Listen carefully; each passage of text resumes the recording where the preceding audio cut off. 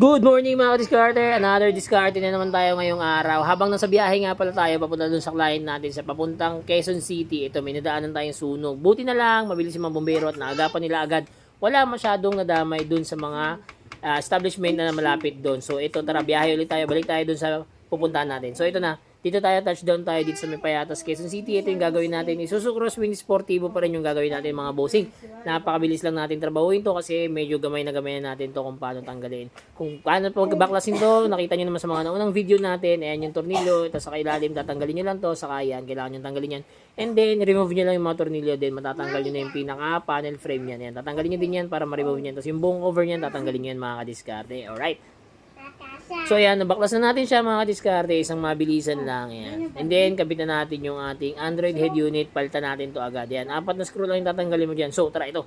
Ayan, tapos na tayo mag-install ng ating 7 inches Android. Gusto kasi ni Bossy yung hindi daw matatakpan yung kanyang aircon vent. So ayan, 7 inches yung pinalagay niya.